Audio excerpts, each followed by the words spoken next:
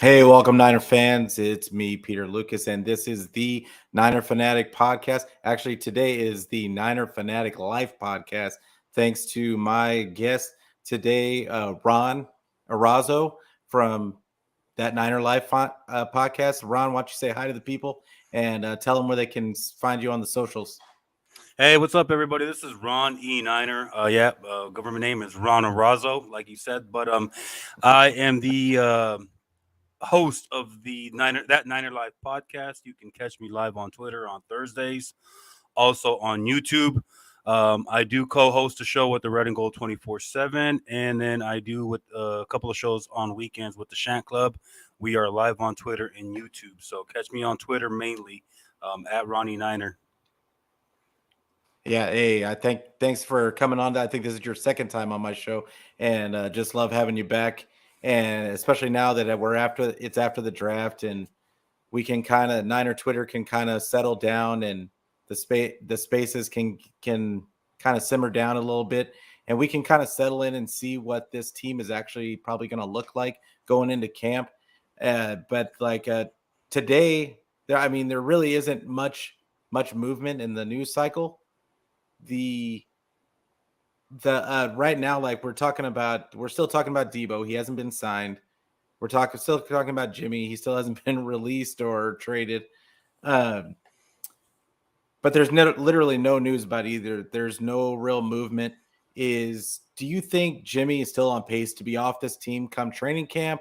How do you think it Do you think it's going to end up being a trade, or do you think they're end up just cutting bait and and just releasing him?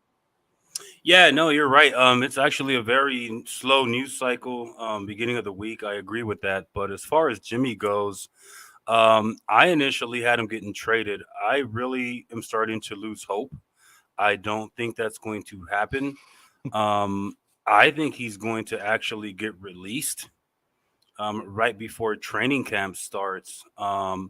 And I think the 49ers can still save face by releasing him and letting, at least telling us that they tried everything that they absolutely could and they just couldn't get a deal done. I don't see any more destinations for him. Yeah, it in my mind, the whole Jimmy saga is I just feel like he's going to get released. I think that they're waiting to see if somebody gets hurt in training camp and somebody absolutely needs a quarterback before I should say, if somebody gets hurt in OTAs or something in training or something to that effect, or let's just say they don't like what they see on their squad in OTAs or whatever the case is, one of their rookies, and they figure they need somebody to mentor or groom him. That then Jimmy possibly could be an option. But after that, once training camp hits, I feel like he's gone one way or another. And I think it's the Trey show. I think really the Brock Purdy selection at 262, even though he was Mr. Irrelevant for the 49ers, he was really significant because I think that it makes it look as if Jimmy will not be here. And I did want to say apologize if my mic is popping in and out of the picture. I got a new mic and I'm still trying to figure out how I match it in with my green screen. So don't pay attention to it. But yeah, the reality is that Jimmy will. I just really feel like Jimmy's not going to be here. I don't think it's a worry. I know a lot of 49er fans are still worried about it.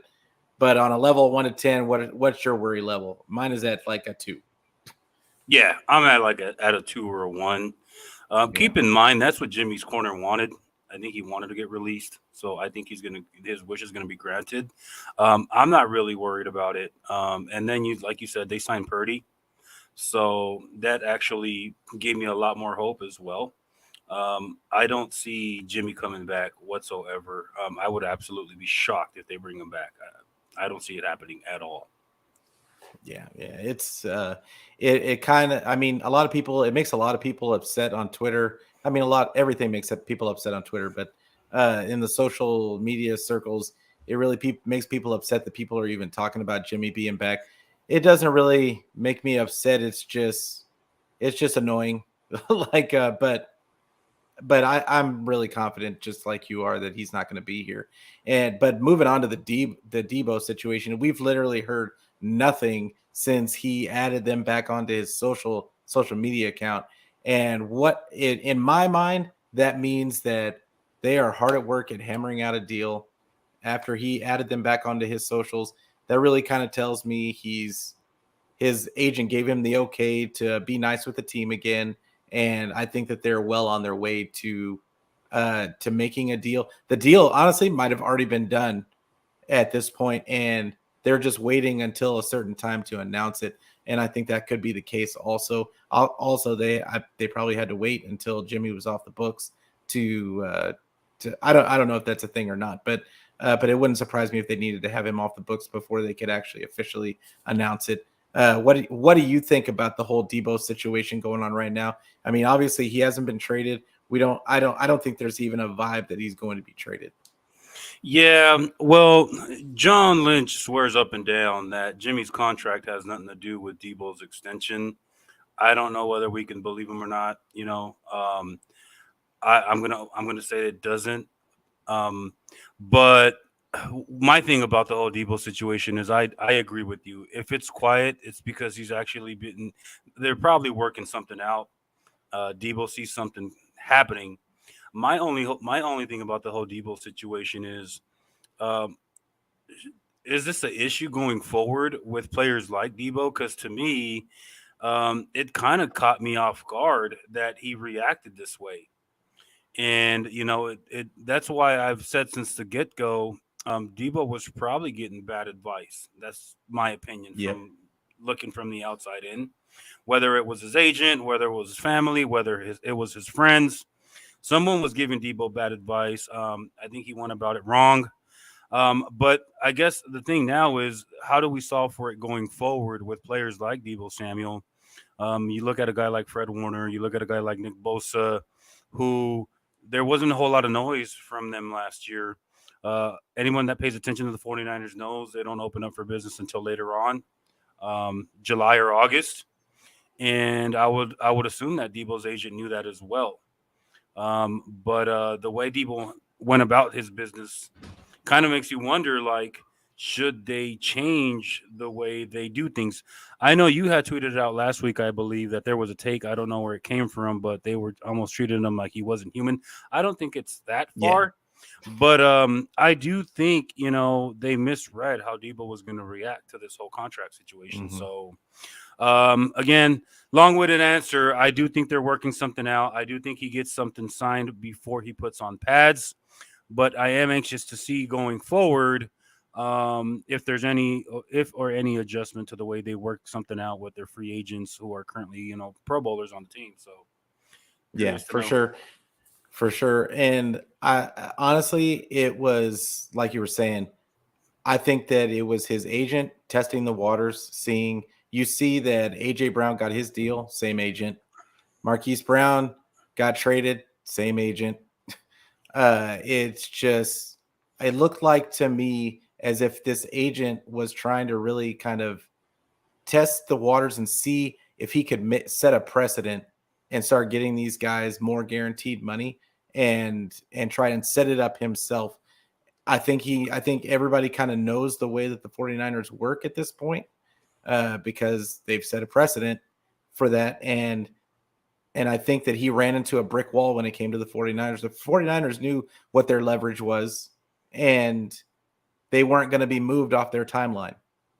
And I think that that's the way they treated it. And I don't think it was Deebo. I think that it was his agent telling him, hey, we can get what we want out of them by doing XYZ.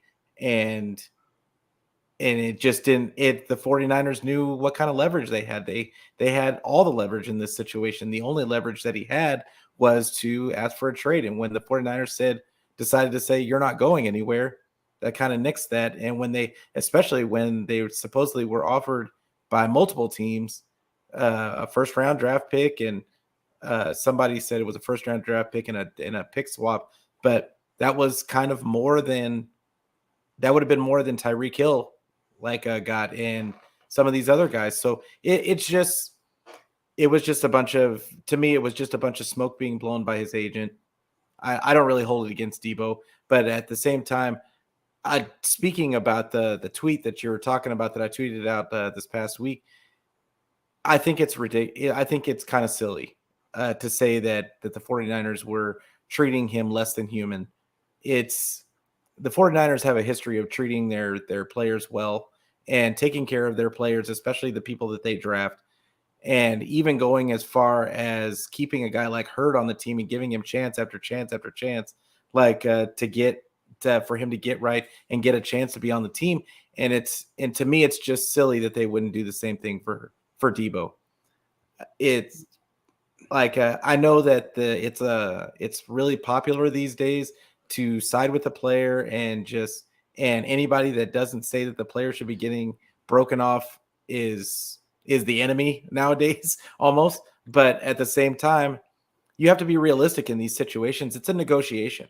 It's a negotiation, and I don't know about you, Ron, but I've been in a few negotiations. I've worked with unions in the past, and different and negotiations are never easy.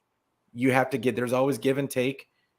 Somebody's going to get lowballed. Somebody's going to get their feelings hurt. It is what it is.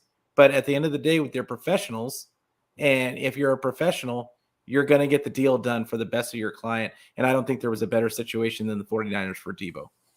Yeah, and that's what I always think of. Well, that's what I think about. It's like from a PR perspective, it was a nightmare. I think it became a nightmare. Yeah. So it makes you kind of wonder, like, if you sign Deebo right out of the bat, and let's just keep in mind, we're going to go with what John Lynch is telling us because I believe he said it numerous times. Correct me if I'm wrong. He said that Jimmy's contract or Jimmy's situation is not holding anything back. So I'm going to take him Yeah. for what his word is. I doubt that's true. But if you sign Deebo Samuel right out of the gate, right into free agency, do we save ourselves from this PR nightmare? That's one question I want to wonder. Second Mhm. is, yeah, I mean, I look at the agent and I'm just like, well, you should know how they handle it. I mean, like, do these tactics really work? But Yeah. someone in that organization is my other question is someone like from a PR perspective, someone's got to be watching what's going on with the fan base, what's going on. Do they care? I don't know. But these are things that you just open yourself up to when it comes to negotiations like this. Because again, I didn't really think Debo was going to react this way, and he did, and it became a mess, and it got people Yeah. talking. It hit the mainstream media. Everybody was talking about it. Now there's a lot of fans out there who don't like him for it, and Yeah. there's a lot of things to patch up. So again, that's always my question: is there a better way to negotiate with? Do you treat it player like is it a player basis where you got to understand who your players are, or do you still continue to do business the way you do businesses? Hey, we're not going to open it up until July or August. Your agent should know that. That's just the way we do things. Or do we see a change going forward? I don't know. That's the only thing that I take away from it. I'm curious to see how they work things out going forward. Yeah. And I think that for the 49ers, it always seems to work out. They had issues with Kittle. They had issues with guys that they were trying to. They had issues with Mostert in the past, and I just look at it as they're not going to change the way that they do business. I don't think that they will, Mhm. just because it works. That at the end of the day, none of these fans are going to care when the 49ers make it to the NFC Championship or make it to the Super Bowl. If we get that far in the playoffs, nobody's going to even remember that Deebo was asked for a trade. Nobody's going to remember that about any of this. Like nobody's going to remember that Jimmy was still on the team all the way till training camp. Nobody's going to remember any of it. And then the narrative is going to be the Niners knew exactly what they were doing. They'll just change the narrative to roses and sunshine, and we didn't know any better. And I just that's the way I Yeah, just see it happening. You know how Twitter goes, like they just change just like that. Like all of a sudden we were all idiots. right. And but I don't know. I've been saying the whole time. I think I've been pretty consistent that Deebo was going to stay a Niner. I just thought that the 49ers had all the leverage, and Mhm. I think when you look at it from that standpoint, and the league didn't put this CBA together for nothing. that's for them to just give in to the player like that. I just didn't think that was going to happen. So, but Yeah. let's move on from Deebo. I think Mm-hmm. we've talked. Everybody's talked enough about Deebo and Jimmy. Let's start talking about our new quarterback, Trey Lance, who I am extremely excited about. But of course, there's always got to be one that's not extremely excited about it. And just random reporters are talking about stuff that happened last year and saying that they were underwhelmed, that people in the organization were underwhelmed. Scandrello. Like, Right. and really, like, what does it matter? What do we care what Scandrello thinks? Not that they named Scandrello, but honestly, like, they've done everything but say that Trey Lance is going to be the starter. We know he's going to be the starter.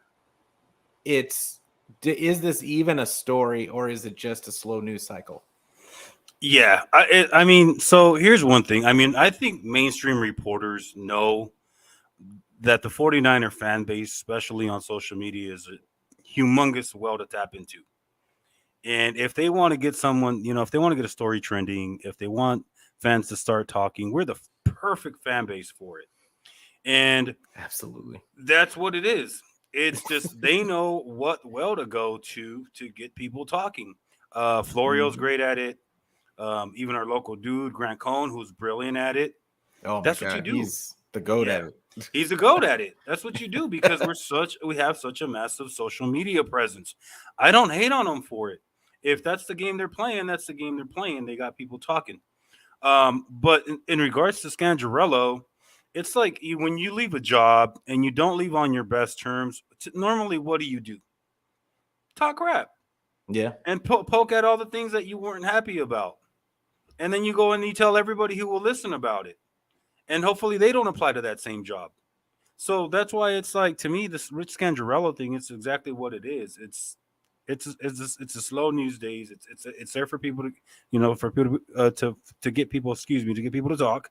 The Jimmy stands are going to talk. They're going to jump all over it, Oh my God. and then the Trey Lance stands are going to jump all over and defending him. So yeah, I mean does it really matter anymore? I mean he's gone. He's not with the organization. That's just it's nonsense at this point. To be honest with you. Yeah, like I'm in the spaces like almost every day, and not many 49er spaces going on these days, but I get in the other fan bases spaces, and it's kind of, I mean, it's not surprising that people are really skeptical. Nobody wants to, we're right back to where we always are at the beginning of every season. Nobody gives the 49ers any chance to do anything. And they all think that Trey Lance is going to be a bust. They all think that Trey Lance isn't ready. And and it's almost tiresome to even argue with them anymore. So I just said, yeah, you know what? You're right. We don't know anything. We don't know anything. I'd rather go into it being the underdog. And I think I tweeted that out too. I'd rather go into it being the underdog. Like y'all just you just wait and see.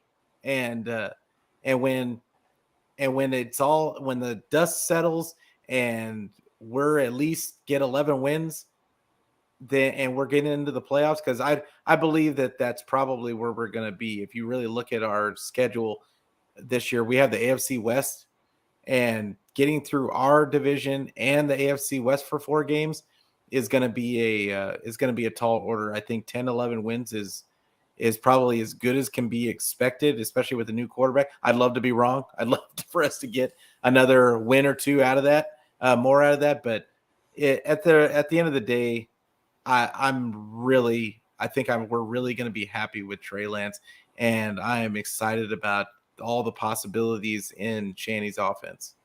Yeah, I agree. But like, I mean, if we really think about it though, okay, so if we entertain it, if we really want to talk about Rich Scangarello, I mean, the story is as reliable as a person who tells it, right? Yeah, I mean, let's look at his yeah, he's resume. terrible at his job. Right. So, I mean, did he really think he was going to have say, excuse me, in picking the next franchise quarterback?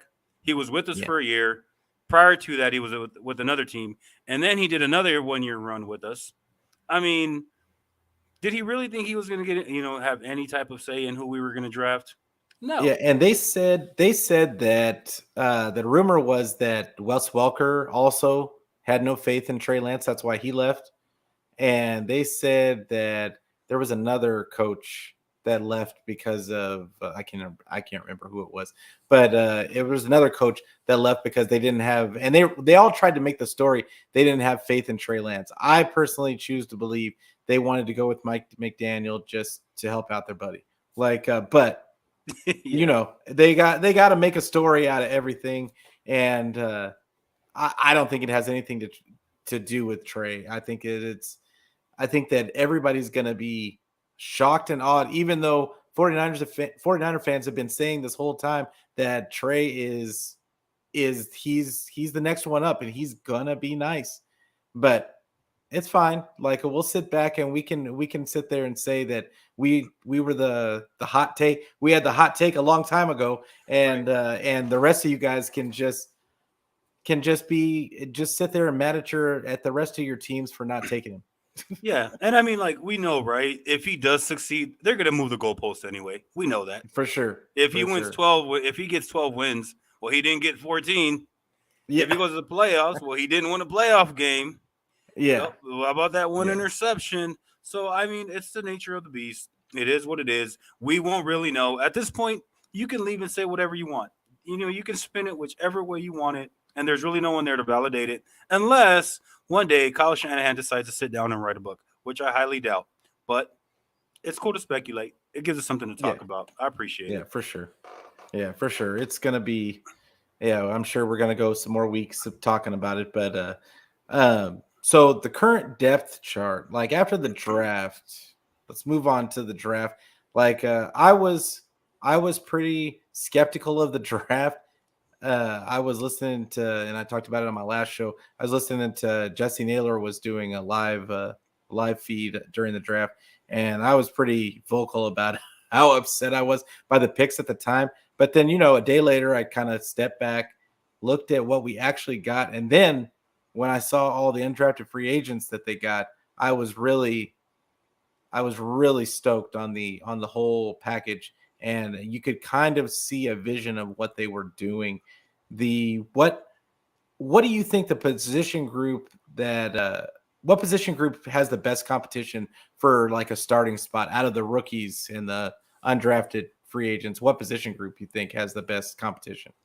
Out of the rookies that are coming out right now, Yeah, so you got Drake Jackson coming into the defensive line.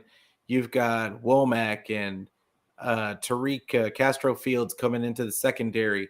Which position group do you think is going to have the biggest competition like that? That possibly one of those rookies could come out of that competition. well, excuse me. So I think I'm still interested to see who's going to fit that nickel, who's going to fill that nickel spot. So I'm curious to see out of the rookies in the secondary, who's going to have the biggest role. That's what I want to see. So to answer your question, I don't. So I can't say safety because I don't think we draft. We have O'Neal, but he's undrafted. Yeah. That to me is probably like the biggest position that has the opportunity for anyone to fill it. Who's there would be safety Hmm. first. But as far as the rookies coming in, other than the O line, I'm really interested to see which one of those rookies can come in and take the inside spot because I don't know if they're going to move Mosley inside or not. There's just a really big question mark there for me. Um, it's that nickel position. I know they just signed Verrett, but this kid Womack looks pretty good. Yes. He looks really good actually. So I guess I'm kind of excuse me. I'm kind of hoping to see him come in and have an impact right away. So out of the rookie group, yeah, I would have to say I'm more interested in the secondary and specifically that nickel position. I don't know about you. Yeah, so the position group I'm looking at that I feel like that one of those rookies could come out of is definitely the honestly, I think it could be that safety spot we were talking about. Just because I look at Castro Fields out of Penn State. He has the size. He's like 6'1", 195. And he actually played, they kind of had him rotate around at Penn State. Like he ended up playing some single high. And Croc went over some of the tape the other day, and he actually mentioned how smooth of a back pedal he had and how actually he did play it pretty decent. I think he might be in the mix. I don't think that I think that they were thinking of doing safety by committee. It's a weird thought to have, but I don't think that that anything could be put past the 49ers. But I I really look at Castro Fields, and the more I watched him on tape, the more that I think that that kid has a lot of ability that hasn't been unlocked yet. Now they say that his biggest issue was tackling. But I think that that's something that can be really coached up like really quickly. Because at corner, none of those guys want to tackle. So, Yeah. So I'll but tell you what. I think so. At safety, yeah, he did play. But just because you touched on the tackling real quick, the only thing I would say on that is he is 23. yeah, So, in my opinion, he's kind of near peak um, of what you're going to see specifically coming out of college. So, when yeah, it comes to tackling at 23 years old, either you are or you're not. So, that's probably the number one thing that I'm going to be looking at for him. Is, I mean, his age. If he was like 20 and he had yeah, tackling issues, then I'd be like, okay, he's still young. But at 23, I mean, I'm curious to yeah. see if I he can feel be. you. Mm-hmm. Yeah, I feel you. I like the only reason why I don't pick Womack, because I really like Womack. But the only reason why I don't pick it is because they have so many bodies at the corner spot at this point that I mean, they drafted Lenore, I believe, to be that nickel spot. And then you got Emmanuel Mosley that can play the nickel spot. Then you've got Womack. Then you've got Verrett coming back. Who's going to play the outside? Like, because you got Ambry Thomas, Shavarius Ward. You could still put Emmanuel Mosley, E-Man out there, or you could put Verrett out there. And I think Mm-hmm. it's just there's just so many bodies that Mm-hmm. it's going to be really hard for Womack just to assert himself, and they did just say, okay, Womack, you be. But I feel like that safety spot next to Jimmy Ward just isn't solidified, even with all the guys that they brought in. I just don't think there's anybody, even Leon O'Neal. I really look at him as a replacement for Marcel Harris. I just think that they're probably going to ask him to bulk up and maybe try him at linebacker. But Yeah, I that's what I was thinking too. it's just I just think that safety is the only spot that somebody could actually go in and just impress somebody. And Odom might be the guy for all we know. He is a big guy. He's like 6'1", 202 or something like that. But I don't know. The fact that he hasn't started, he's like 28 years old and he hasn't started. Only when there's somebody injured, that's always I don't know. That's kind of telling for me. So you're thinking they probably picked one of these guys like you said, Castro, right? With hopes to move them up to safety. Yeah, because remember, Jimmy Ward was a Yeah, nickel. which they do a He was lot. a Yeah, I agree with you. Mm-hmm. yeah, like he was a nickel. And I mean, it could be for all we know, honestly, it could be Womack Yeah. that they turned into a safety for all we know.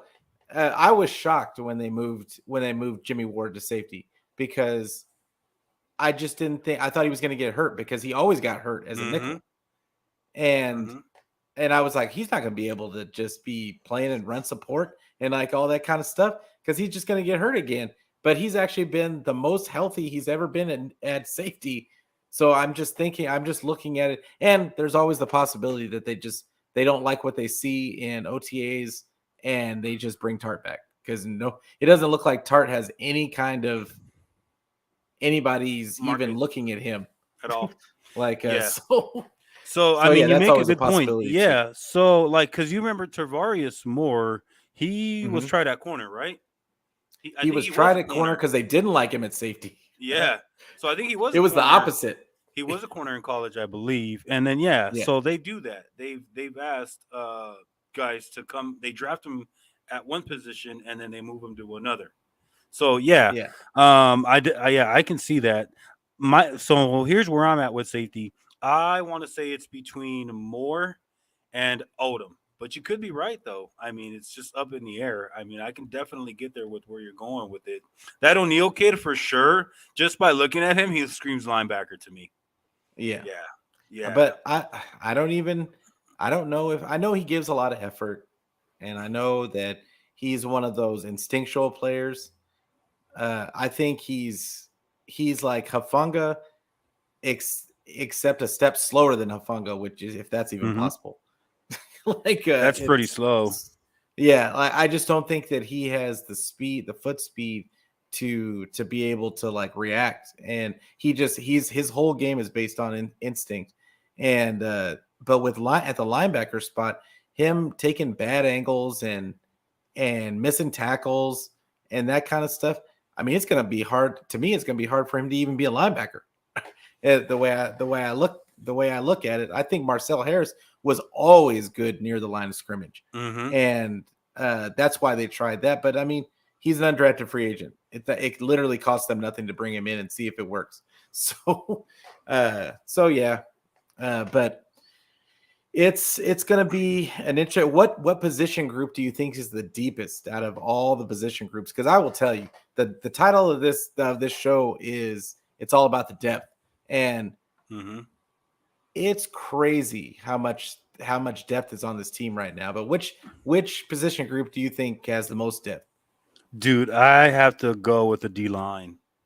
Yeah, I mean, yeah. it's I it's mean, close between them and the O line, but like, yeah. but You know yeah, what's funny about that though is that just like a week or 2 weeks ago, we were talking about how big of a gap or how many gaps we had on the O line, and now all of a sudden we seem to look pretty good. But the reason why I say D line is because they only have one rookie in that group, yep, and everybody else is sort of, kind of. So the Alex. So here are the names that. Oh well, they actually have two. So Kalia Davis. I don't know. I haven't really looked at the undrafted free agent list. So correct me if I'm wrong here. But okay, two. So Kalia Davis and Jackson. Drake Jackson okay, are the two rookies, right? Yep. yep, Other than that, and there's 16 right now, just on the roster that I'm looking at. This does not include any undrafted free agents. yeah, Um, but it's gonna be down to like edge. That's where I mean, it's just so deep. yeah. It's got to It's be I the mean line for me. they almost don't even have enough spots on the website like Yeah, for all these people. And there actually are on that. I don't know if you got the link that I sent you, but the on that page it does have the undrafted free agents. does it? Kevin Atkins is one of those guys, and there was another guy. So there is okay. Yeah, no, it was just Kevin Atkins. He was the only he was the only undrafted free agent that they got it in the trenches. But I mean he's another big body guy that in that DJ Jones mold. And everybody wants to compare him and Kalia Davis to DJ Jones, but the reality is they neither one plays like DJ Jones. Kalia Davis was a linebacker at one point, Mm-hmm. and now he's 300 pounds. Yeah. So he somebody on one of the podcasts I was watching was comparing him to Levon Kirkland. I don't know if you're old enough to remember Levon Mm-hmm. Kirkland, Mm-hmm. but yeah, that's because he has these little bitty legs, but he's got all this body up top, but he's really explosive, like out of his break. So it'll be an interesting thing. I don't think Kevin Atkins ends up making it. I think that he's a hustle guy, but I think that he might be a practice squad guy. Um, but yeah, no, undoubtedly the defensive line is got to be the deepest that it's probably in the league. There's so many guys on this defensive line that I was talking about on my last show with Chris that that they got some good guys on here that may end up just getting traded Yeah, for some for picks. some fourth or fifth rounder. Like some of them might be even like a fourth rounder. Like, but I Mhm. see a bunch of them probably getting traded for fifth through seventh rounders. And yeah, because they've got just too many people. They've got way too many guys. So they carried Yeah, 10 last year, right? yeah, end of the That's how season. many. Yeah. Yep. Yeah, end of the season. But I mean, they got what 4 times 2, 3. They got 12. No, they got How many they have on the roster now, 4. They got 16, 17. including the undrafted you got, right? Yeah, including the Yeah, undrafted free agents. They 17. got 17 guys.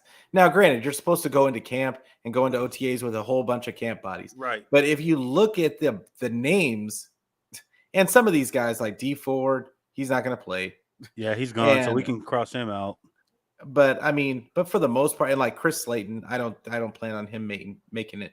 But I mean, you got Alex Barrett all the way at the end, fourth string, Right. who's solid. He's always Mhm. been solid to me. I mean, Charles Amena, who is third string right now. Like it's Who I pretty. like. Jordan Willis. Jordan Willis was like the hero of the game in Lambeau, and Yeah. he's third string. Kamiko Yeah. Ture, they just signed. He's fourth string. Yep. So I mean, you got so many guys that, yeah, I don't know. It's so much depth. It's almost embarrassing. It's a really good problem to have. Yeah, for sure. And yeah, and I mean, the more I talk about it, like I'm looking at the offensive line. It's really not even close. So, but as far as now that we're talking about the depth, I kind of want to go down each position group and starting with the quarterbacks and talk about like what do we think of the depth. Like they have Jimmy Garoppolo as the obviously he's not, let's not even consider him, but you've got I think it's going to be Trey Lance. Nate Sudfeld is probably going to go on the practice squad, and then Brock Purdy will probably be backing him up. I don't know how you see that position group going. Yeah. So, well, I mean, so they just the thing about Sudfeld that makes me hesitant is the $2 million they paid him. Yeah. But yeah, I honestly think that Brock Purdy does have a really good chance to come in and take that backup position. I would not be surprised if he does. So yeah, I can definitely agree with that. I see Trey 1, Purdy 2, and then Sudfeld on practice squad. Yeah. Yep. The only reason why I say Sudfeld going to the practice squad is just because I think of it as nobody's taking Sudfeld off the practice squad. Nobody's going to sign him. And if they put Brock Purdy there, I think some team might take him. If he plays, even shows us anything in OTAs or camp. So I guess it just all depends on what happens in OTAs and camp. Imagine someone poaching Purdy before they take Garoppolo. Oh my God. Could Well, at least they're not paying $25 million. Right, it's true. That's the thing about maybe Sudfeld, they should put though. him on the practice squad. Maybe that's the Yeah. answer. Put him on the Right. practice squad and see if somebody just picks him up. Right. Will he clear waivers? If he clears waivers, bro, I mean, like, come on, it's pretty bad. So, I mean, Sudfeld, I think he got the $2 million for like admin work. Like, Yeah, he's you just know what I holding mean? a clipboard. Right. That's why he got paid $2 million was his mentorship. So, yeah, he's not good at all. Yeah, yeah. No, I've seen him play. I just don't. Somebody was saying that. Oh, like yeah, he's teams are really high. I was like, man, that's how you know dudes just be lying. They just be lying on Twitter. It's just crazy to me. But yeah, Brock Purdy. BD Peacock said about Brock Purdy that his hands are just big enough to hold a clipboard. Wow. I thought that was pretty funny. But that's pretty good. Move on to the running backs. So you got Elijah Mitchell, Jeff Wilson Jr., Trey Sermon, Jermichael Hasty, our new guy. They're just calling him TDP because it's too much name. And Yeah. Jordan Mason, like he was another unrestricted or UDFA. Well, he's from a Georgia Tech, I think. Yeah. Yeah. But I thought they had gotten another guy from Boise State, but apparently they didn't follow through with him. It was Higio something. But and he actually looked pretty decent. He played at Oregon at one point. But it looks like they just didn't follow through with it. But yeah, I mean, how do you see this position group panning out as far as like first, second, and third? So I mean, I'm gonna bank on Elijah Mitchell being the one as a starter. The battle that I'm interested to see in training camp is going to be Sermon and the new guy, Davis Price. So I'm going to count on them 1 and 2. I'm going to put my money on the rookie, to be honest with you. I'm going to put my money on the rookie. And then Sermon 3. I'm going to be honest. I haven't really been high on Sermon. I think he dances a lot. But I'm just going to give him a chance. The odd man out for sure is Jermichael Hasty. I don't see him coming back at all. I think it's going to end up being between him and Jordan Mason to fight it out for that on who gets cut faster. That's really what it comes down to. Because I do think that they keep Jeff Wilson. Like you, I think that it's going to end up being. I honestly think that it might end up being the rookie that starts. Really? And then have Elijah Mitchell kind of be the change of pace because he's just a little quicker. And he catches the ball out of the backfield. Like TDP hasn't really caught that many balls. I think he only caught 10 balls in college. So I just look at but I think that he's a guy that they're saying that he needs to really get carries to be effective and to really kind of wear down a defense. And it might be different in Kyle's scheme, but what I did see from TDP's, I don't know if you've seen any tape on TDP, but he's almost, and I heard somebody else say this on a podcast but I was already thinking it. But he's almost a mixture of Sermon and Elijah Mitchell, to where he kind of just does the one cut and goes like Elijah Mitchell, but he has better vision. I think he has better vision and size like Sermon does. I think Sermon does have better vision than Elijah Mitchell does. I just don't think that he has the explosion to really hit the hole like Kyle wants. And like you said, he dances a lot, and that's what pisses Kyle off, to be honest. So I just see it being TDP starting. It's going to be him and Elijah Mitchell, and then they might throw a curve, and then they're going to occasionally give Trey Sermon a carry or two, especially I think at the goal line. I think that he might be the goal, end up being the goal line back for them. And then Jeff Wilson, I think he's going to end up at the back end. If somebody gets hurt, then we'll see Jeff Wilson, because Jeff Wilson, he's a fan favorite, but the reality is that he's nothing. And I hate to talk about him like this, but he's nothing special. He's not fast. He's not really special at anything. He's just a solid back, and he looks good in some of Kyle's offense, because every running back looks good in Kyle's offense. Right. So I think that's the way I see it in Kyle's offense. Except for Jermichael Hasty still hasn't figured out a way to do it.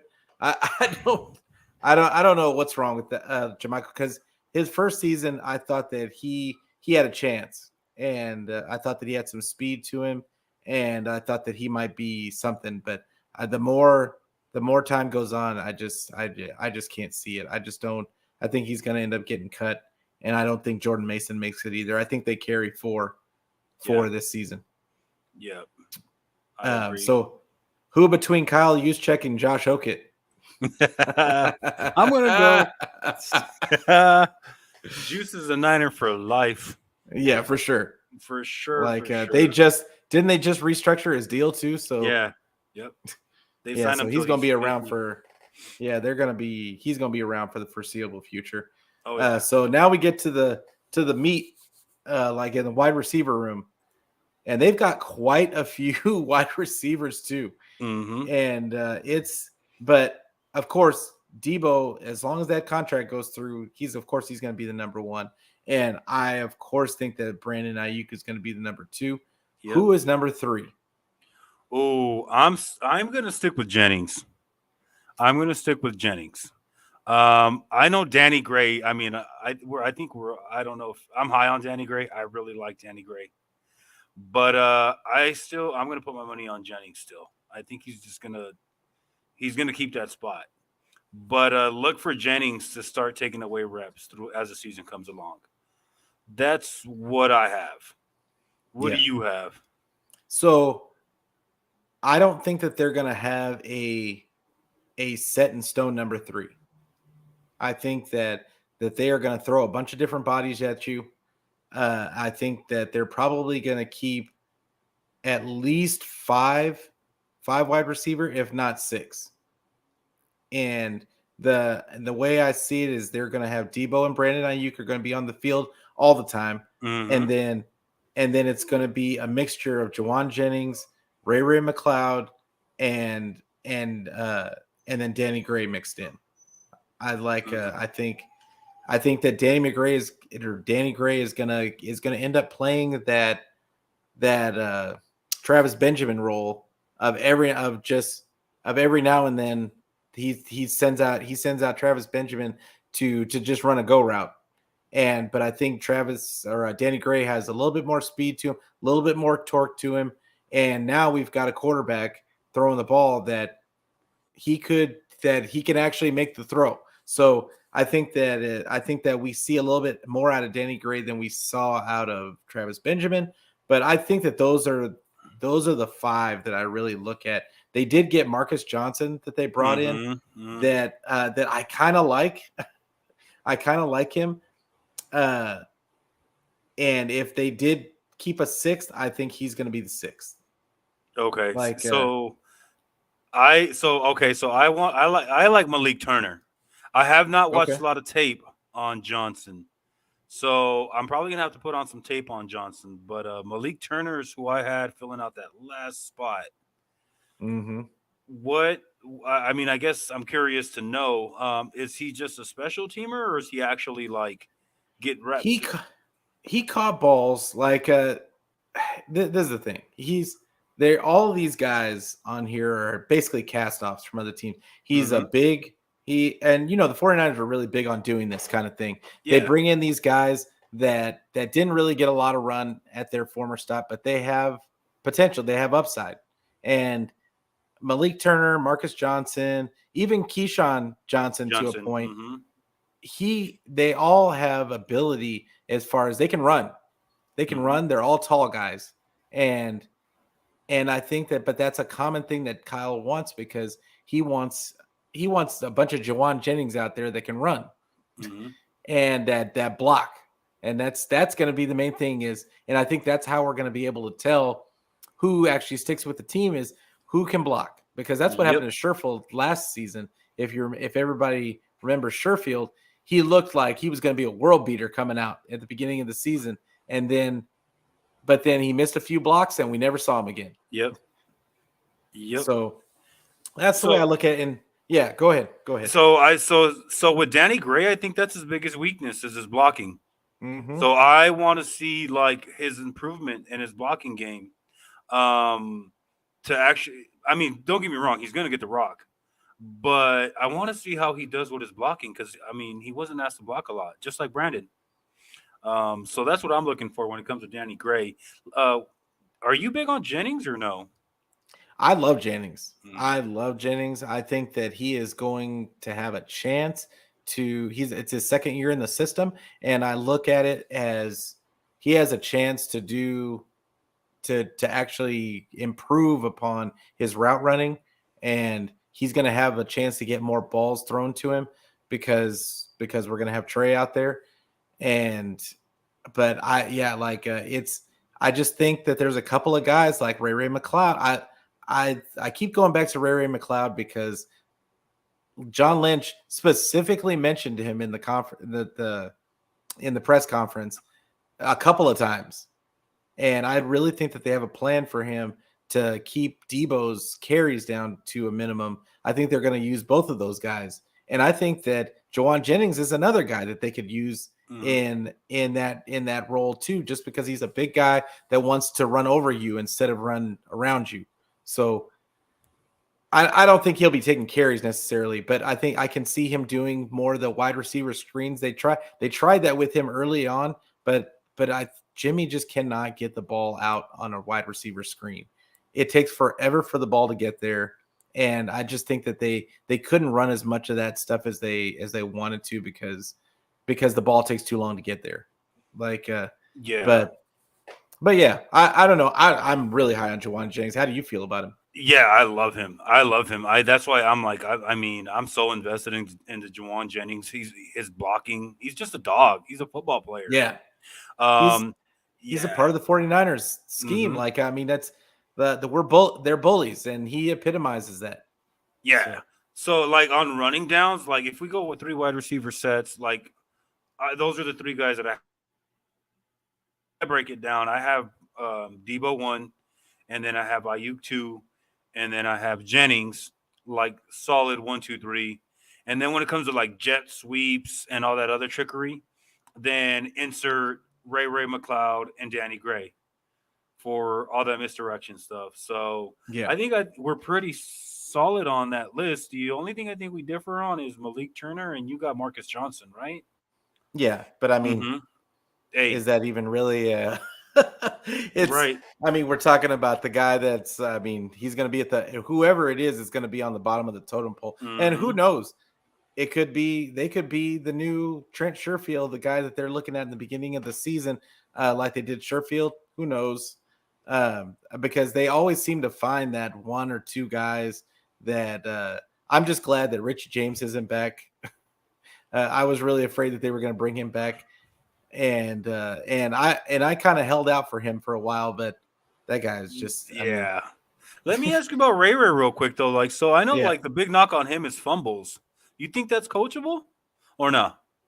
This is the thing. He got better as the season was going along. But what I will say is that I talked to some Pittsburgh fans. They were not happy about losing him in the beginning.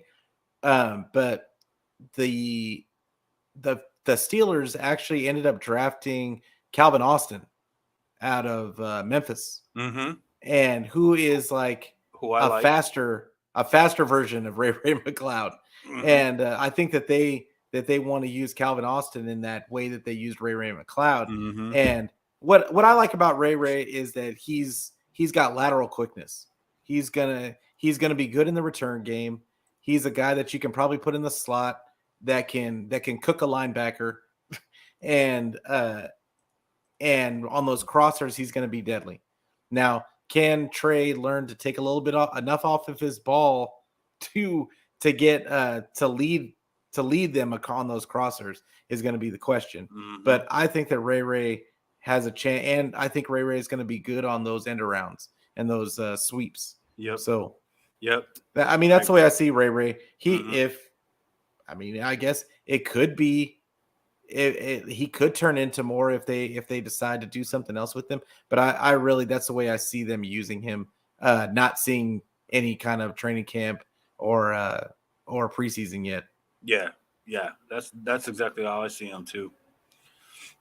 Yeah. So let's move on to. I mean, with all those bodies for wide receiver, it's kind of funny that they're probably only going to keep like 5 or 6 of them, and the rest of them, I think a couple of them are probably going to go to the practice squad. Like I could see them putting like an Austin Mack and maybe Tay Martin or even Marcus Johnson or Malik Turner on the practice squad.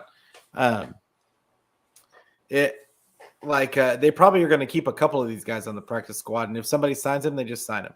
That's what happened to Austin Jackson last year. I was kind of hoping he would be back, but it is what it is.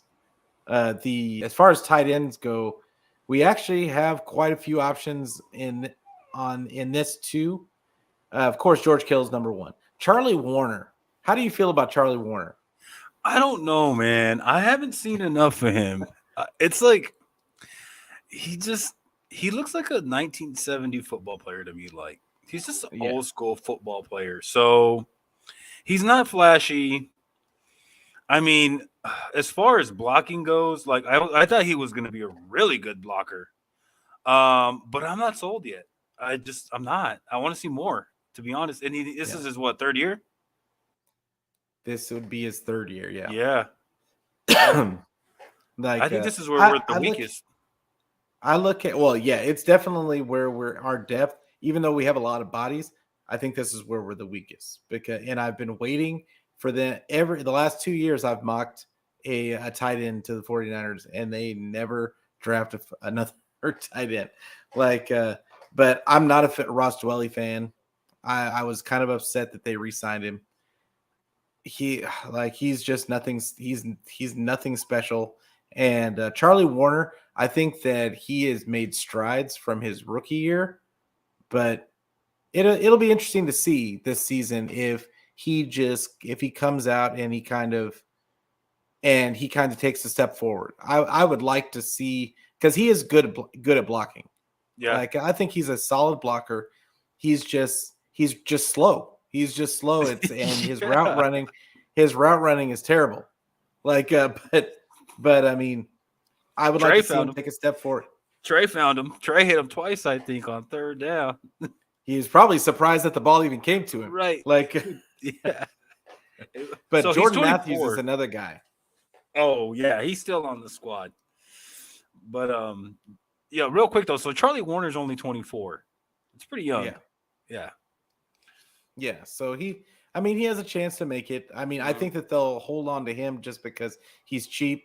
And I mean, there's none of these other guys are going to really beat him out. So Jordan Matthews, I think, has a chance to be on the squad, Oh God. but but I mean, he can't block to save his life. Like, I mean, it's terrible.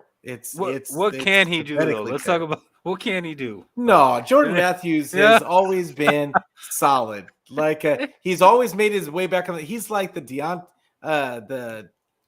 Dante Johnson Of the of the offense. offense.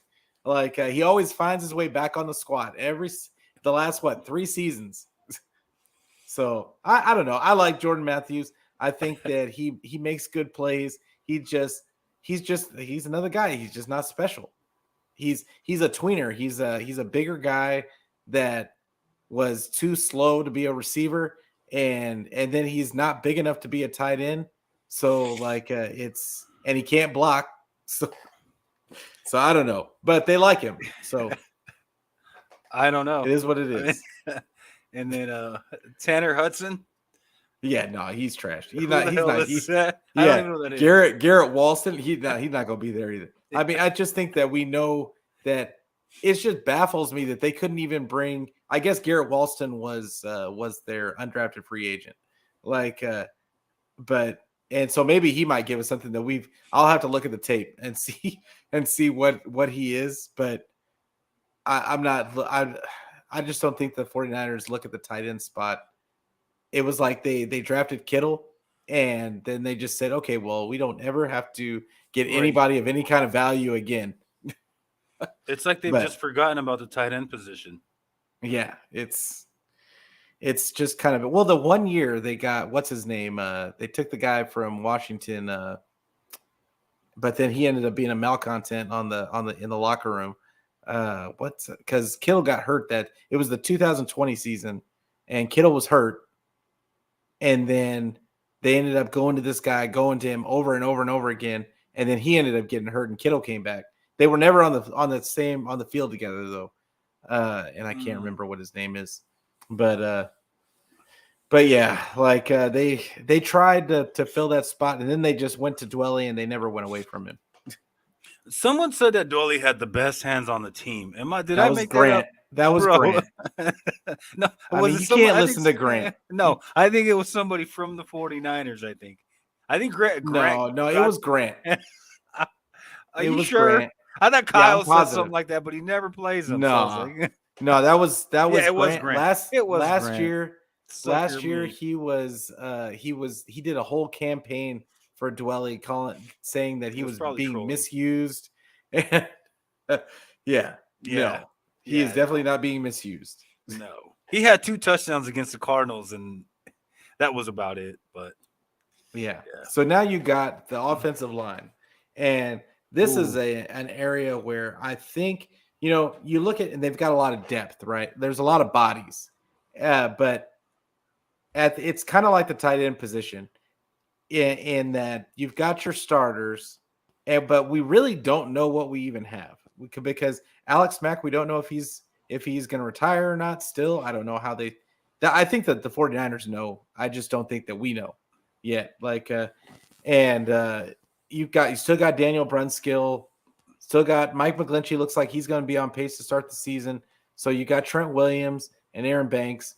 I think that you can pencil at least 4 of those guys in as starters, unless Jalen Moore kind of unless like Mike McGlinchey can't go right away and they have to put. I think Jalen Moore would end up being they've got Justin School as the right tackle right now, but I think Jalen Moore would end up taking that spot if Mike McGlinchey couldn't go.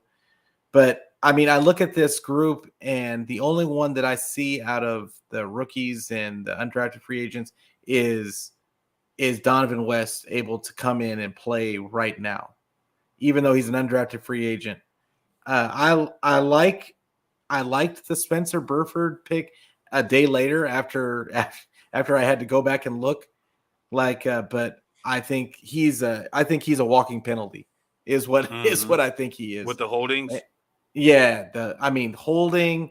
I mean, he just keeps throwing people to the ground, which is cool in college, but I mean, you're not going to be doing that in the NFL. And I just think he's a holding call waiting to happen. And then supposedly they like Alfredo Gutierrez. That was the Yeah. foreign guy that they had from last year. Yeah. He's from Mexico. They like him. He's huge. Yeah, He's that would be crazy. 6'9", 332. That's massive. That's like big show size.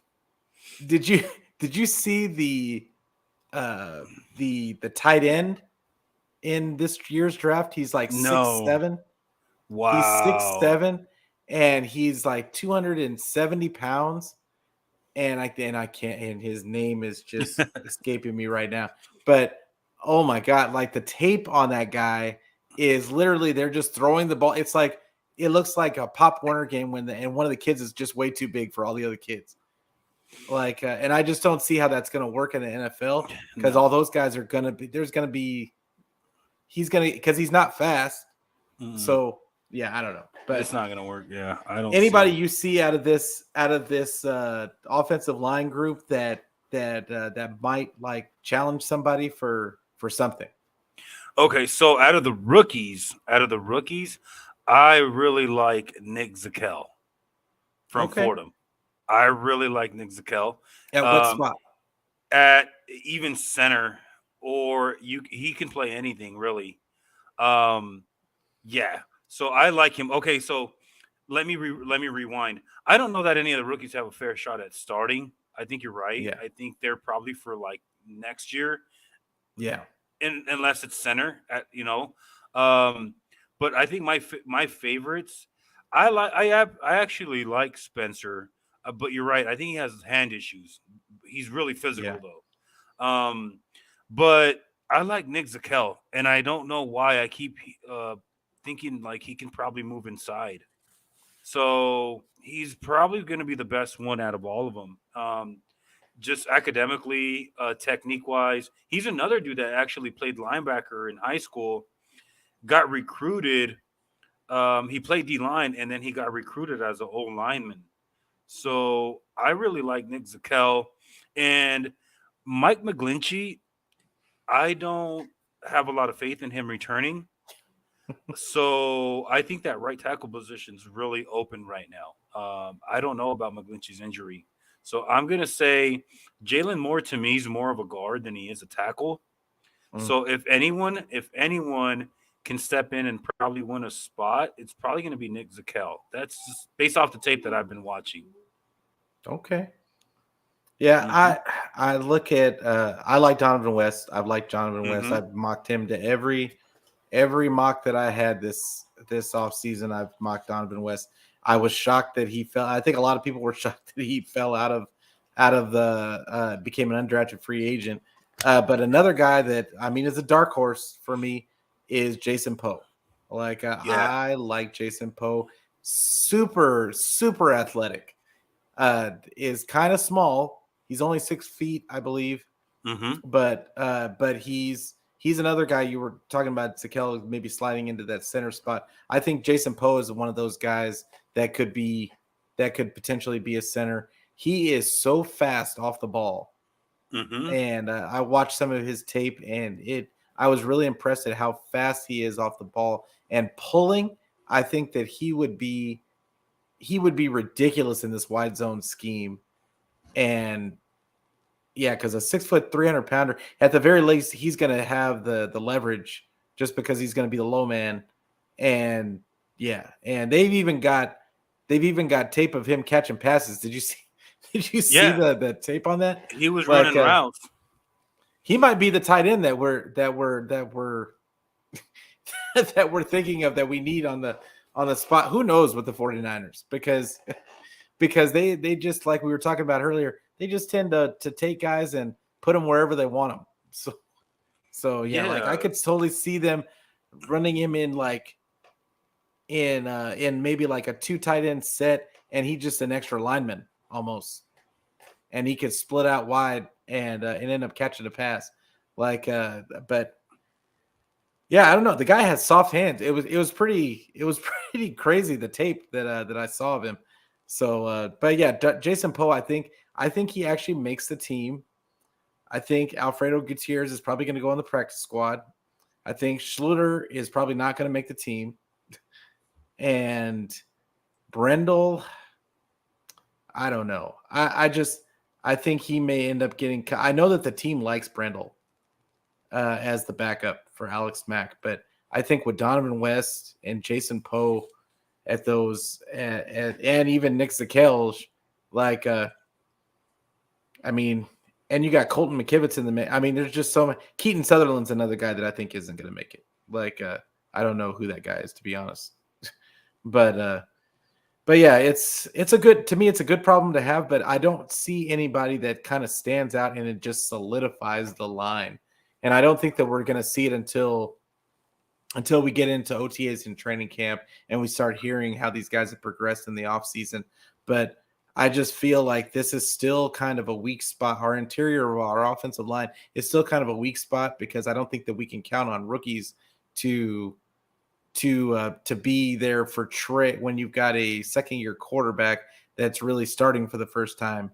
I just really don't think that you want to put a bunch of rookies or second year guys in the offensive line like that. But I don't know how you feel about it. Yeah, no, so that's where yeah, that's why I'm concerned because if you really think about it, you're getting a rookie backing up another, rookie or a second year guy. I mean, the jury's still out on Aaron Banks. Let's just be honest. Yeah. I know the team said they're high on him. There was talks about him being ready, but they didn't make the move because of like them just gelling or whatnot, which I thought was complete nonsense. Yeah. What I do But like though, go ahead. but I just question about Aaron Banks. When was the last time they told us they were really high on somebody and they didn't pan out?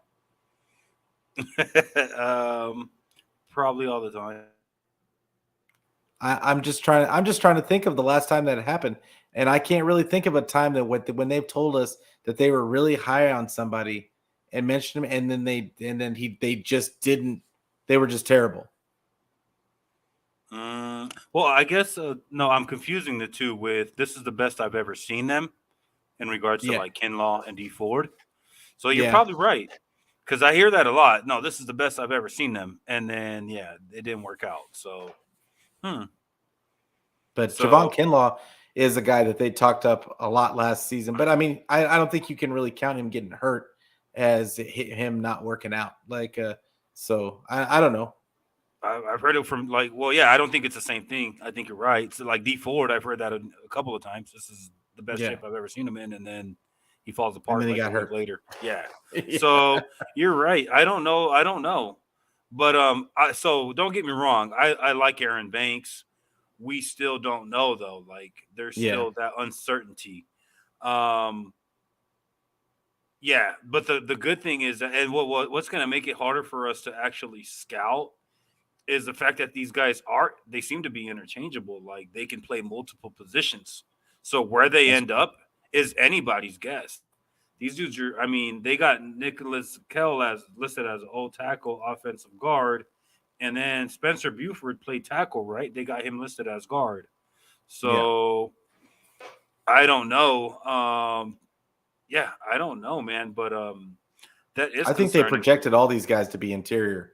Yeah, They did in the draft when they were going over the draft. They projected all these guys to either be guards or centers. So I think that they really kind of just addressed the interior offensive line this whole draft, and they're not really concerned about the tackle spot.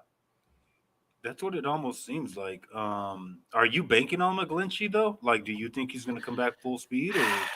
I don't know, but I don't think that they're worried about the tackle spot because you got Justin School coming back, and you do have Jalen Moore, who played serviceable at tackle. I think he struggled at guard last season. So I think that that might be his spot, and I think that you do have a Burford and that has played tackle, like if it comes down to it. You know what I'm saying? So like Yeah, it's I think that they have guys that have played multiple positions. I think that's the whole point of all of it, is that they drafted guys that have been playing multiple positions so that it doesn't matter who goes down. They got a guy to fill that spot. And so we'll see. But I just, and I guess I was talking to somebody else about this the other day. You don't really see great offensive lines anymore in the NFL. mm, Like there's not really many. I mean, I can't really think of a great offensive line in totality. The best you can really kind of hope for at this point is just solid. hmm Solid. Give your quarterback 3 seconds. Like that's really it. yeah. But I mean, so one thing I can't tell you though from like the way they drafted is that Kyle seems to be fairly confident with who he has on his roster Mhm. because we all thought they were going O line pretty much, and they didn't. They went Yeah. edge, they went running back, and then they went towards the blockers. Yeah. So I think he said it numerous times. Like, I think he's confident with who he has on the roster now. So I wouldn't be surprised to see some of these rookies sit. Yeah. That's what I'm Um, thinking. hmm They're going to sit I'm this thinking year, and they yeah. drafted them for next year or the year after. Exactly. It's just a cost cutting. I think it's just a cost cutting measure so that next year when when let's say Daniel Brunskill has a decent season, or you lose an Alex Mack, you got a cheap option to just step right in. Right. And even to be honest, even if Mike McGlinchey, because Mike McGlinchey is due for a new deal, and if he, like, I don't think that they plan on paying him. I really don't. But then they would have somebody to just kind of step into that role, and I think that at that point they're going to have to start looking for a replacement for Trent Williams, because he's going to be starting to get up there. So Yeah, he's 33. So, I mean, yeah, I mean, like, so going into the draft, I think we talked about like what last time I was on, I believe we talked about it. There was only about two, three tops, maybe four open spots for starting competition. Not many. yeah, So when you go into a draft feeling that good about your roster, then it opens up a lot of options. So yeah, a lot of these guys I think may sit, but if I had to put my money on two of these guys, I'm gonna go with West and Nick Zakel, to be honest with you. yeah, I could see that. I think yeah, I think those are good picks. Yeah. So let's move on to the defense. We just talked about it, like probably the deepest area of this team is the defensive line. And I think that I'm looking at this starting at the starting at just I'm just thinking the starting four, And I know they have Drake Jackson all the way at the end, but I think there's a good chance that he might be backing up Samson Ebicom by the end of this season. I think he might be our third down guy come time for the season. I think that they are going to have to work on some things with him. I think Chris Kasurk is going to have to work on some technique issues with him because I think he did kind of depend on his athleticism some at USC, but I also don't think that they knew what they were doing with him. It's going to take him some getting used to just being a full-time just edge. But Nick Bosa, Eric Armstead, Javon Kinlaw, and even Samson Ebicom, to me, is a very formidable line. And I mean, just to think about Charles Omenihu, Maurice Hurst, Jordan Willis, Kerry Hyder, and then you still got Kevin Givens. Wow. And I mean, and then you got Kamoko Saray. Like, right. it's just crazy. Like, I mean, and then you got a Hassan Ridgeway that could come off the bench, and he's a solid run guy. I see him maybe playing first downs. But it's an embarrassment of riches. Like, I don't think that they're going to have any issues with injuries. Like, it would have to be some catastrophic, like every other down, somebody getting injured. Yeah. I mean, dude, so we counted what earlier? We're not 17. counting D Ford. 17. So let's just throw D Ford out because he's not going to play. Okay, 16. 16. So they carry what, 10? Yeah, they're probably going to carry 10. So is the process of elimination easier versus who's going to start or who they're going to keep? So we would eliminate 6. It's practice squad or they trade. I would say the people that are going to stay, obviously, you got Nick Bosa, you got Eric Armstead, you got Javon Kinlaw. I think that they keep Drake Jackson. The only reason why I hesitate on Samson Ebicom is I've been hearing a lot of people saying that they may cut him, like to save like $5 million. So how much is they're the number? So deep? Huh? How much is the number? 6 mil? 5 mil? It's like, I think he has 6 mil, but they would lose one. It would be 1 mil in dead cap. So like they would save much. 5 mil. Yeah. And I thought it was higher. That's what I heard today. Like, but they said that they could save just a few bucks by getting rid of him. But I don't know. Do you get rid of him? I feel like he looked really good towards the end of the season, and especially in the playoffs. I don't know that you want to get rid of him. But then you've got, but I'm for sure keeping Kerry Hyder, and then I'm for sure I would keep Hassan Ridgeway, and then I would keep Kevin Givens, Omenihu.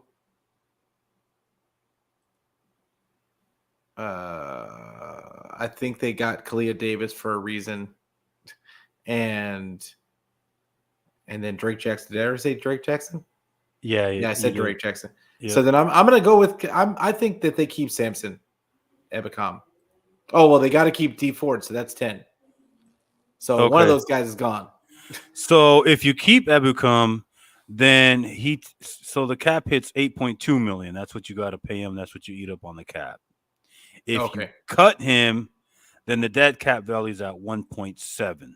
So I guess the question is, I mean, do you want to pay him the 8.2 and is he worth it? Yeah. So I think so again, I don't know if we've talked about this before. We probably have. I think he got off to a really slow start. I think it was due to injury. Yeah. Is he worth 8.2 million if we can afford it? But if he does get traded, I won't miss him, to be honest with you. Yeah. You know what I think he may get I mean, I think that they may try to trade him. They may try to trade him and like see if they can get somebody to give him like a 5th rounder for him or something like that. And even a 6th-rounder. I would take a 6th-rounder and just to get him off the books. And then, because you got so many bodies that can do what he can do. Yeah, because it was a 2-year, $12 million deal. So I mean, he's a next. I mean, get something for him before you can't. Yeah. So I don't know, but I think Maurice Hurst is gone. Yeah, he has injury issues. I just don't think that they're gonna hold on to him. So I'm gonna go ahead and just scratch. I know Alex Barrett. I don't think he'll make it. Yeah, he might go practice squad. Yeah, I think he's gonna Kalia Davis. That's gonna be it's really tough for him. I really like Davis, but I don't know. He might go practice squad and sit that year because I mean he only had 5 starts. I wonder why he only had 5 starts because I looked at later tape and he wasn't starting. It's like he lost the starting spot. I don't know if it was due to academics. I don't know. Who knows? Yeah. Ford obviously is gone. Kevin Givens. I really like Kevin Givens. I think he's really good. Mm-hmm. Obviously, I think they're going to bring Hyder in and they're going to keep him. They just, I don't know. And then Drake Jackson, Kinlaw, Charles Omenihu, who I really like. I think he really dominated against the Cowboys. Really good. Hassan Ridgway, I think he's going to get a shot too. Yep. Chris Slayton, I don't see. And no. Trey and Willis. So where are we at there? I lost count. Yeah, it's just crazy, like because you've got. So I'm gonna say, okay, you got what those 3, and then I'm gonna say Drake Jackson. So that's 4. Then you got Kerry Hyder. I like Kevin Givens too. We have to put D Ford on there because they're stuck with him. That's 7. I think that they take Charles Omenihu. I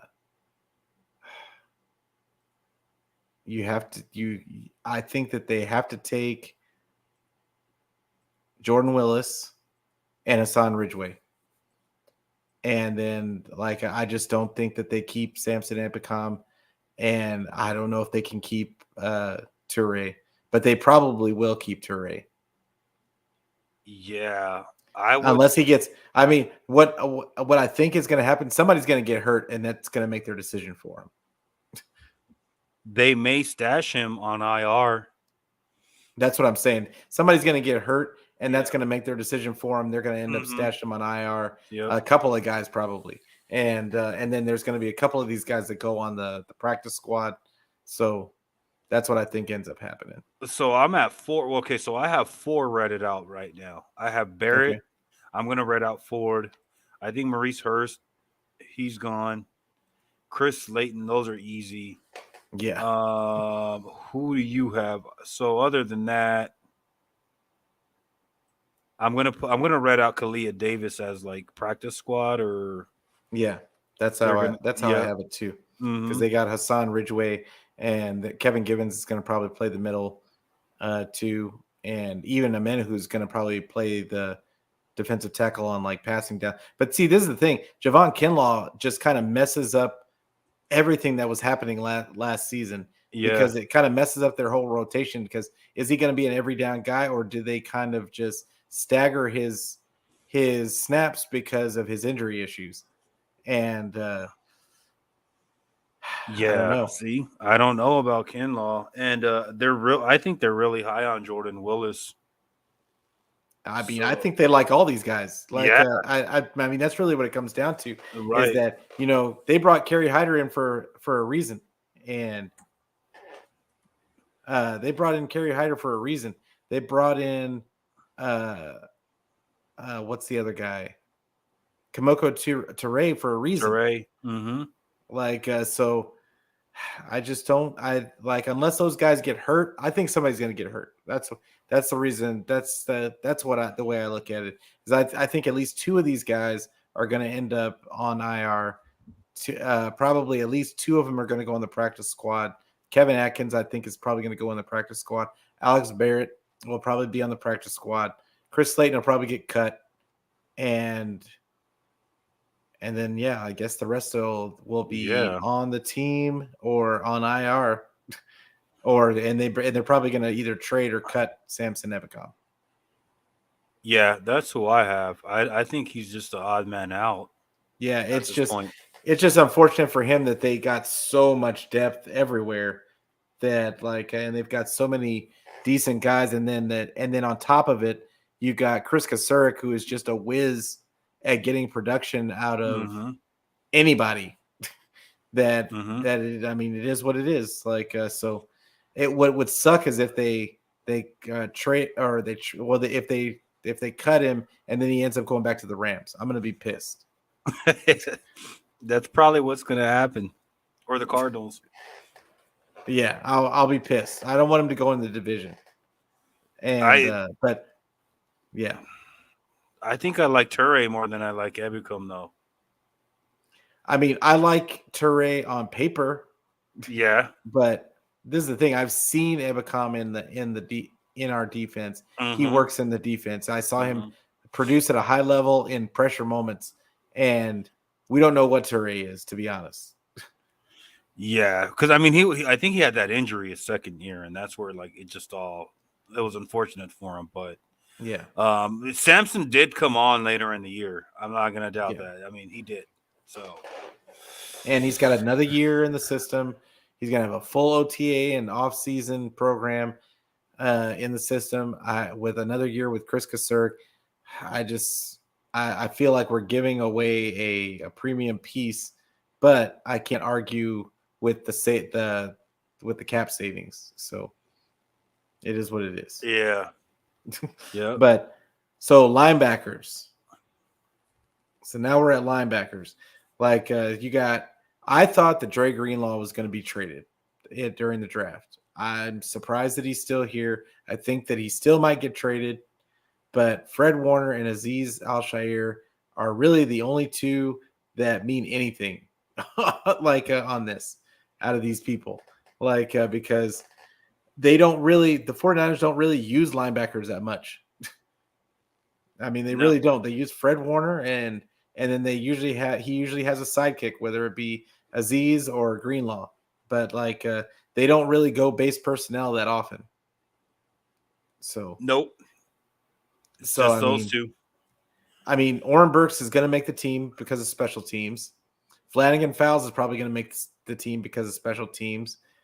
And he's decent. He's going to be a decent depth piece. I do think that they end up trading Drake and Greenlaw, and I think that they try to turn Leon O'Neal into a linebacker. I think they can get something I think they can get pretty good return for Greenlaw. Jeremiah Gemmel, I don't know if you know who the guy is. He played for North Carolina.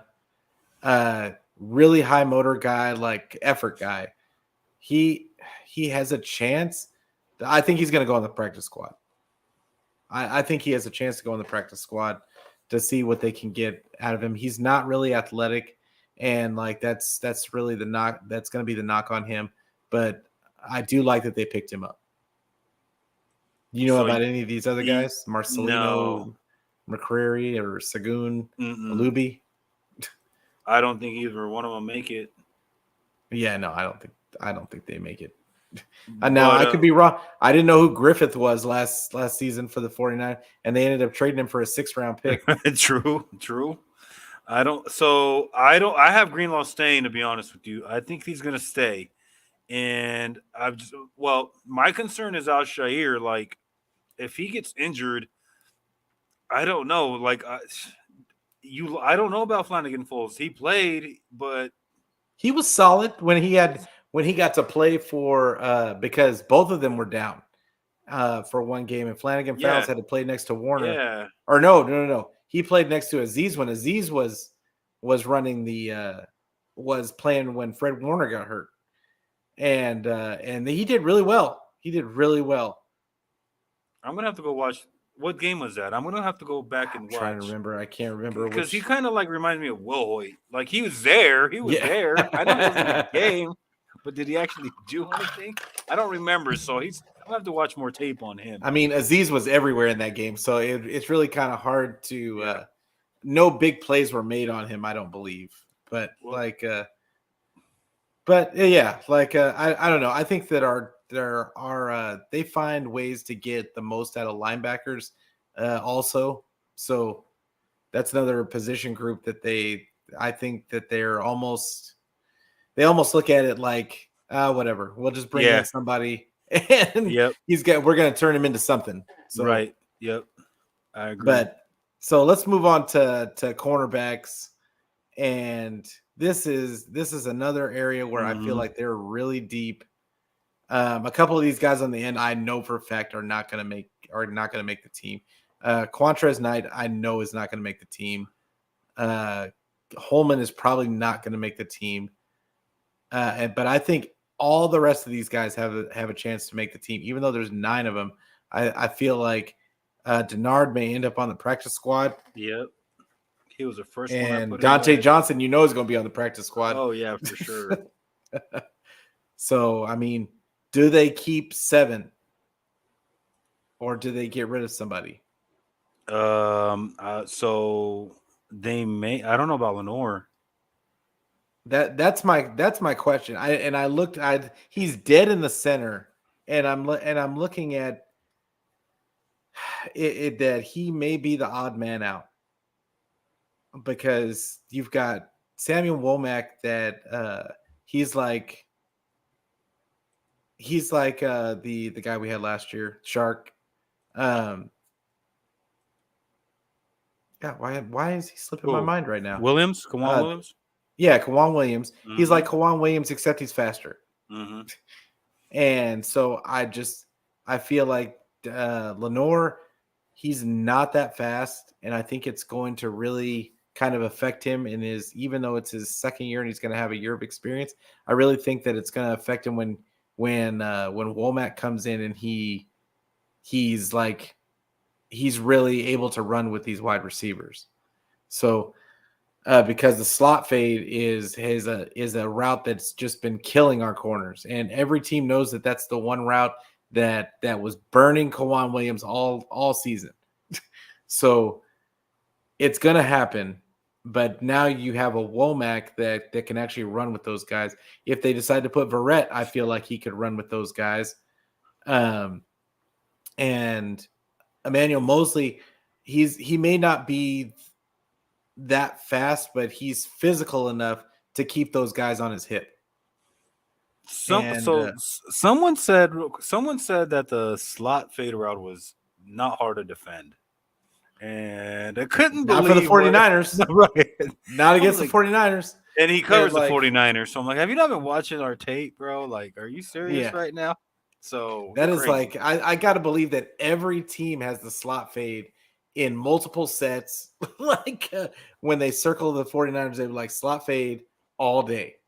Mm-hmm. Because I mean, we just we couldn't guard it. We could not guard it to save our lives last season. Mm-mm. But I think that's why they went out and got speed in Mm-hmm. this draft, and in the undrafted free agents. They went out and they said, because Castro Fields, he can run, Sammy Womack can run, Mm-hmm. and I was really impressed with Castro Fields. I don't know if you got a chance to watch Eric Crocker's breakdown of him, but Yes. Mm-hmm. I was really impressed with once he started breaking him down, like how and it taught me some things about what to look for with corners. So it's I mean, but he has really smooth feet, really, and I mean, and he can run like so. He does get beat by double moves, but Croc was saying that was something that if he told him anything, it would be to tell him to attack the his outside shoulder instead of attacking the So inside shoulder. the thing of so look, I watch a lot of Penn State games. I think I watched almost every single Penn State game. I'm really big on Penn State defense. They have a lot Okay. of talent on that side of the ball. Um, I think Castro Fields, it wasn't a technique thing when it came to taking chances on double moves. I think it was a production issue with him. Like his stats don't line up with how well he actually plays. So if you look at his stat line, he doesn't have a lot of stats to support how good he's playing, like interceptions. So Yeah. when you have when you want to put up like a cornerback, you want to go for that pick. You want to go for that pick six. You're gonna take a chance. But the thing Yeah. about Castro Fields is he plays really well in zone. He plays really well when it comes to mirroring the wide receiver routes. Yeah. And you can really tell he runs step for step with the wide receiver without being too handsy, and that's really good. He understands shell coverages, so he's always in the right spot. The two knocks on that were the double moves, but I don't think it was a technique issue. I think he's really sound when it comes to technique. He just didn't have the production that you want to have, and I think it led him to take chances. And that's why you Okay. see him taking chances when it comes to interceptions because he didn't have a lot of interceptions. The only major red flag I had was the tackling. He's pretty bad at it. It's not good at all. And he's 23 years old. Yeah. So, like, he tries, but it's bad. But he's a Um, big guy. Like, I yeah, mean, I gotta believe that, and he's got like decent size arms. Like, I don't understand why nobody's taught him how to wrap up. Like, I feel like that's something that when you've got an Emmanuel Mosley on the team, and when you've got a Ward on the team now, I think that that's something that he may just end up picking up like by osmosis. Like, and they might just show him some techniques to just, hey, man, you just got to stop thinking about the hit. This isn't college. Stop thinking about the hit. Just wrap up. I think that's what it was because like when you look at him, he braces for contact and then Yeah. he's like making hits on his heels.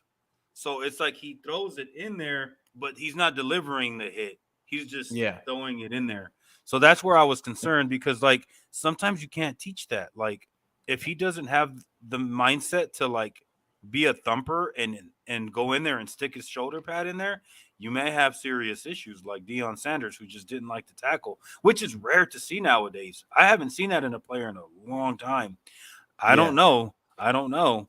But Well, like we'll see. the yeah, we will see. So I mean, dude, I like him a lot. I really do. I was a Brisker Oh fan. man, You I know, wanted dude, him like so bad. I wanted him yes. so bad. I love Penn State. I love the way they play defense.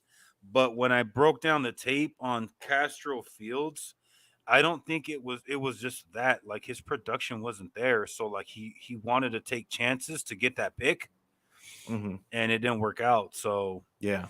mhm.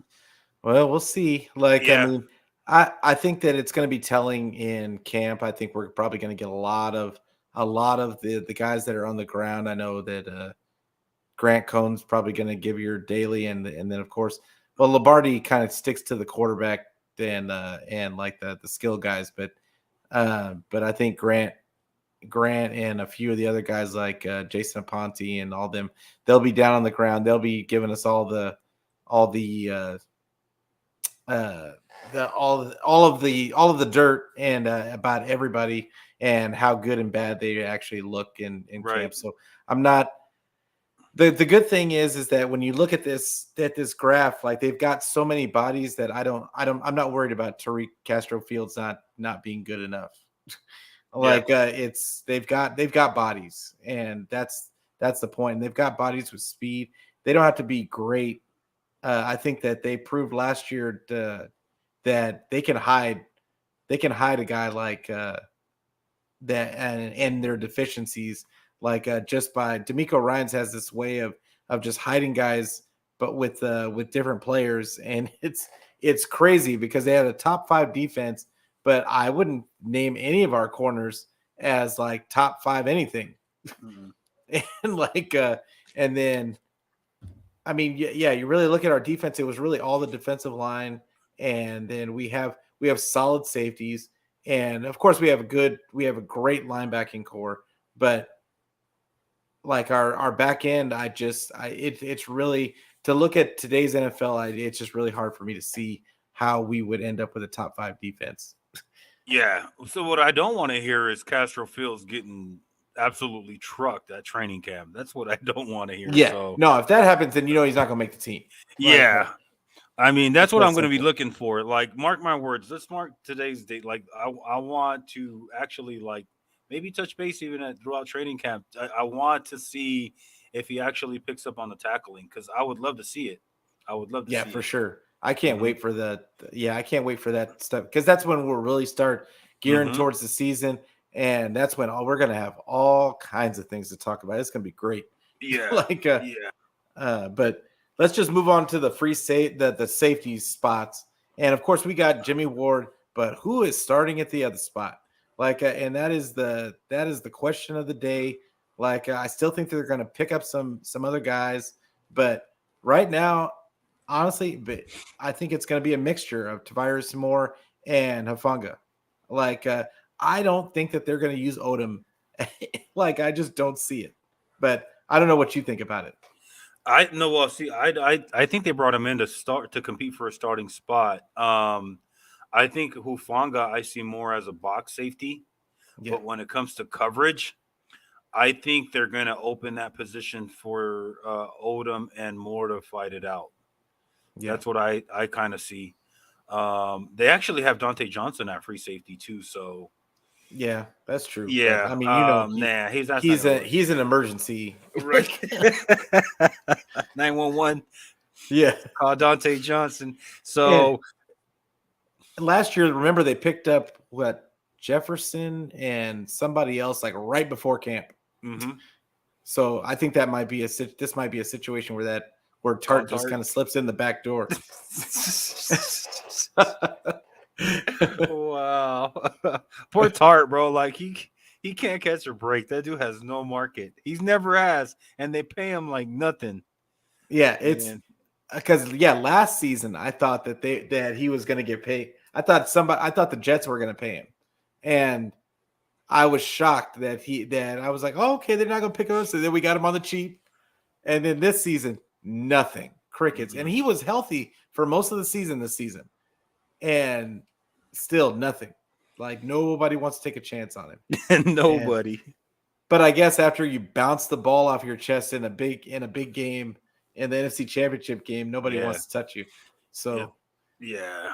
So yeah, I and, don't and then know. of course, yeah, but I that's what I think ends up happening. I think that they're going to probably add a body or two to this, and there's going to be some more guys because I just cannot imagine them starting the season with these guys at next to Jimmy, one of these guys next to Jimmy Ward. Uh, Hafanga, I like Hafanga, but he just doesn't have the foot speed to be interchangeable. Like Mm-mm. Tart was big, but he was fast. Mm-hmm. So yeah, I don't know. I mean, hopefully Odom is everything that they're looking for, but I just have a feeling it's going to be somebody else. Yeah. Well, so I'm gonna go with Jimmy at the strong, and I'm gonna give it to Tarvarius Moore as the free safety. I think it's his job to lose. Yeah, That's they how did I'm. do that. Yeah. Mm-hmm. They did do that. When Tart went down in 2020, Mm-hmm. Moore was the like guy. yeah, Moore was kind of playing the Jimmy role, and Jimmy started playing more strong safety, and which was another thing. I was like, oh, Jimmy's gonna get hurt for sure. like, Yep. and no, to be honest, I think the older Jimmy gets, he's probably they plan on probably moving him over to that spot anyway. Mm-hmm. And Because Jimmy is a hard nosed guy. I love Jimmy Ward. So yeah, me too, dude. So we have a Tarvarius and a Charvarius now. yeah, they just trying to mess up us content creators. That's Right. all it is. Seriously. They just said no. We gonna they're gonna be fumbling and stumbling all over these names. Yep. But yeah, I mean, long story short about I mean, I don't know if it can be short, but the reality is the 49ers have a really good problem of humongous amounts of depths at value positions, and I'm so glad kind of we got to talk about this today. And I'm glad that you came on. I've been wanting to have you back on the show, and it's just really good to see that even though they might not have picked all the guys that we thought they were going to pick for the during the draft, Mm-hmm. that at the end of the day, it looks like it's going to end up being okay. That's the way I'm seeing it right now. I don't know how you feel about it.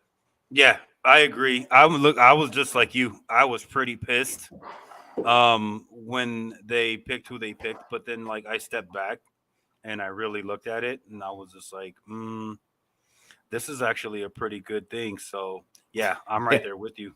Yep. Yeah. Yeah. Yeah. So, hey, I appreciate you coming on again, Yes, sir. Ron. And it was great having you back. Why don't you tell them all one more time where they can find all you on the socials and your YouTube page and all the good stuff that you're doing?